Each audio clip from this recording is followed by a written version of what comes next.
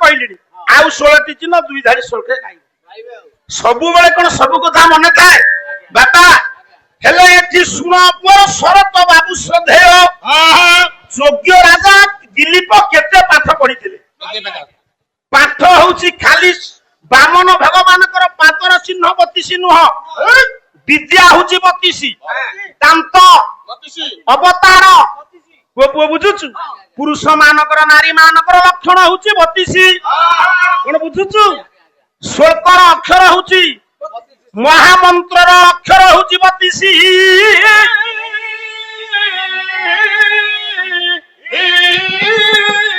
ये राजा केते पाठ पढिथिले खाली ए गोटे श्लोक गाई दउची मौसा हम दांत होउची पाटी रे 32 टी दांत राजा पढिथिले लो मा 32 विद्या सेइथरे डॉक्टर सेइथरे इंजीनियर सेइथरे पालावाला सेइथरे रोसैया सेइथरे बाजावाला सेइथरे घर तयारी करिबा सेइथरे कृषक सेइथरे सब सैनिक सेइथरे डॉक्टर सब सेइथरे मन दे सुनो 32 विद्या राजा पढिथिले मु कहबी 18 काई 18 कहबी ना गोटिए श्लोकर 18 पढिबो दीटा श्लोकर आ गोटे श्लोकर रहिबो 14 कोन बुझुछु तले से बिल्कुल न कहि कि हमको पकेले थाके अरे बोला तुमे 16 टा कहि देइथले आउ 16 टा बेलो बेलो हमको ओडुआ आइता हैं तुमे हमठो बुद्धि सिखिबो ना जगतसिंहपुरिया तो 18 कोनतु आउ 14 टा से आसीले कहि गला अंगादी बेद सत्वार मीमांसा न्याय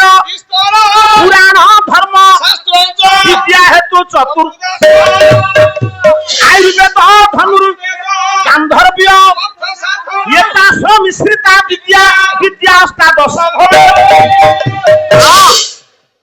गोटी गोटी के हिसाब ने राजा दिलीप 32 विद्या पढ़िथिले 32 दांत 18 टा नै जा वेद होची 4 वेदांग 6 कोन कोन पचारे शिक्षा कल्प व्याकरण छंद निरुक्ति ज्योतिष 6 4 केते हला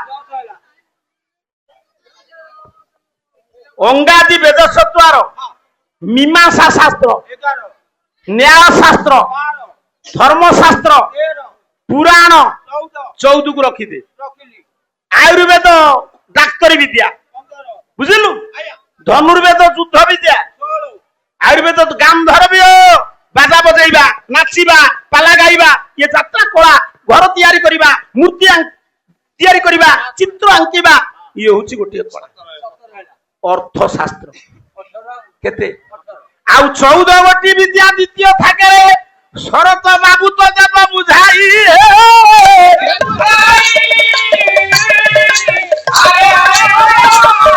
निर्मल शरत ऋतु रे तुमे तो कलंक बलिबो नाही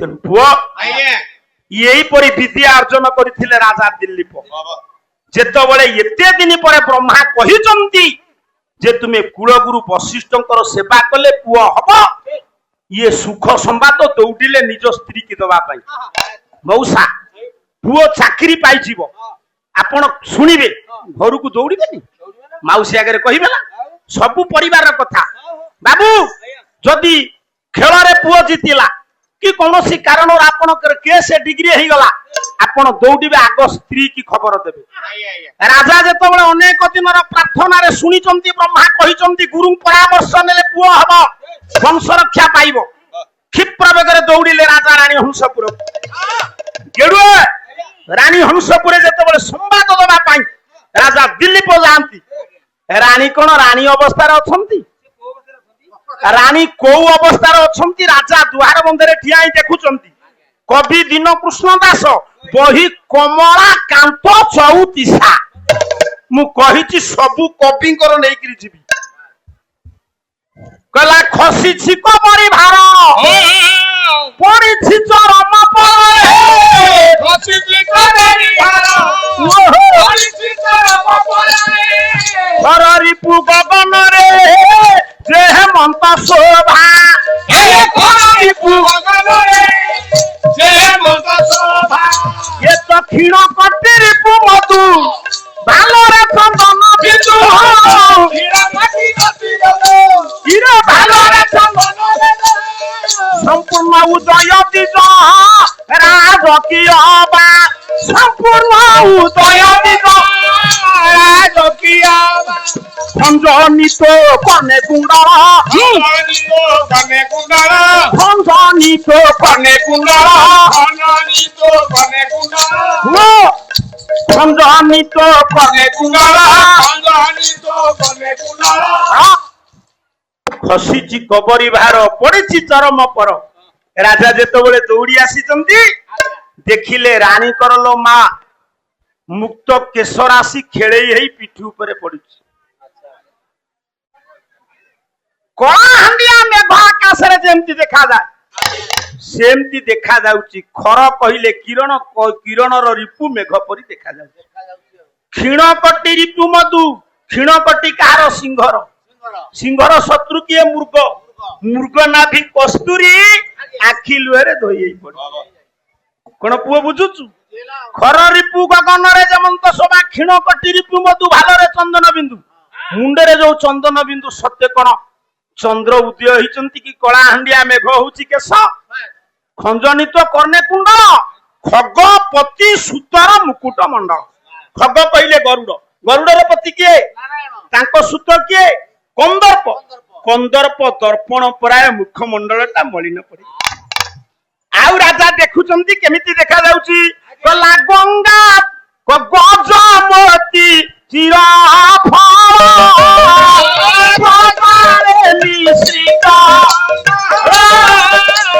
ଗୋଳାରୁ କାଢିଣ କିମ୍ବା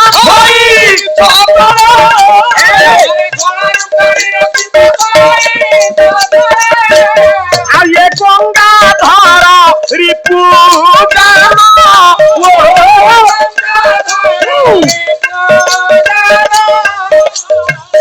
গঙ্গাধর রিপু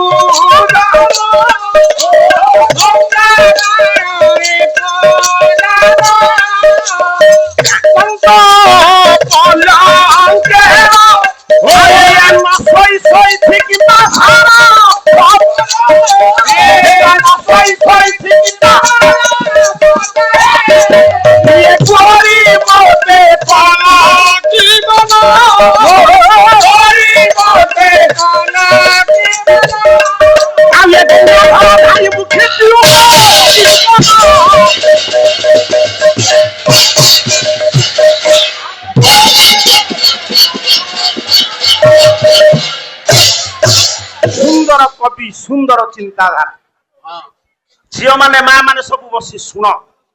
ଏ ବାପା କେମିତି କବି, କେମିତି ଶବ୍ଦ ବିନ୍ୟାସ କହିଲା। ଗଜ ଶିରମତି ଫଳ, ଗଜ ଶିରରେ କଣ ଥାଏ? ଗଜମତି, ଗଜମୁକ୍ତା। ତା ଦେହରେ କଣ କରନ୍ତି? ତା ଦେହରେ ମିଶେଇ ଦେଲା ବେଳକୁ ପ୍ରବାଳ ମିଶ୍ରିତ ମାଳ। ଗଜମତି ହାରକୁ କଳାରୁ କାଢି ଥୋଇ ଦେଇଛି ତଳେ। ସାରା ଫପରେ ପୃଥିବୀ ପରେ ଶୋଇଛି। ମା ମାନେ ଶୁଣ, ରାଣୀଙ୍କର ଏତେ ଦୁଃଖ। ରାଣୀ ଆଉ ପଲଙ୍କରେ ନ ଶୋଇ କୋଉ ପଲଙ୍କ ନା, ଗଜ କହିଲେ ହାତୀ, ତାର ରିପୁ ହଉଛି କିଏ? ସେନା। ଏ ସିଂହର ରିପୁ ହେଲା ଗଜ। ଗଜଦନ୍ତ ପଲଙ୍କରେ ନ ଶୋଇ ସେ ତଳେ ଶୋଇଛି। କଣ ପୁଅ ବୁଝୁଛୁ? ଆଜି ଚିନ୍ତା କରୁଛନ୍ତି ରାଜା, ଗୋରି ମତେ କଲ କି ମାନ, ଗଙ୍ଗାଧର ଧାରି ମୁଖୀ ତୁମ ଜୀବନ। ଗଙ୍ଗାଧର ଶିବ, ଶିବ ଧାରଣ କରନ୍ତି ଚନ୍ଦ୍ରକୁ। ଚନ୍ଦ୍ରମୁଖୀ ଆଜି ଅଭିମାନ କରିକି ବସିଛି। ଧୀରେ ଧୀରେ ଧୀରେ ଡାକୁଛନ୍ତି ଆଜି କିଏ? ନା ରାଜା ଦିଲ୍ଲୀପ। କହିଲେ ରାଣୀ, ଆରେ ତୁମର କଣ ହେଇଛି? ତୁମେ କାହିଁ ଏମିତି ବସିଛ? ଫୁଲ ସବୁ ପିଠିରେ ମାରନ୍ତି। ରେ ଯଦି ୟାକୁ ମାରିଲୁ, ଏଠି ମୁଣ୍ଡରେ ମାରିଲୁନି, ଏଠି କଣ ମାରିଛୁ? ଏ ରାଣୀ, ଆରେ ତୁମେ ଦୁଃଖ କାହିଁ କରିଛ? କଣ ପାଇଁ ତୁମେ ବସିଛ କିଛି ମୁଁ ବୁଝିପାରୁନି। ଆସ। ଏ ପାଲାରେ ପରମ୍ପରା ଐତିହ୍ୟ। ରାଣୀ ଆଜି ଅଭିମାନ କରିଛନ୍ତି ପୁଅ ଝିଅ ନାହିଁ ବୋଲି, କିନ୍ତୁ ରାଜାଙ୍କ ମନ ଆନନ୍ଦ। ବ୍ରହ୍ମା କହିଛନ୍ତି ଯେ ଗୁରୁଙ୍କର ପରାମର୍ଶ ନେଲେ ନିଶ୍ଚିତ ପୁଅ ହବ। ଇଏ ସୁଖ ସମ୍ବାଦ ଦେବେ କଣ? ରାଣୀ ଆଜି ପଲ୍ୟଙ୍କରେ ନ ଶୋଇ ତଳେ ଶୋଉଛନ୍ତି, ଆଖିରୁ ଲୁହ। ଡାକିଲେ ଟିକେ ଶୁଣିବନି? कल्याणकारी हुंतु नारायण विद्या बुद्धि दान दियंतु बोल आनंद देखबा हरि बोल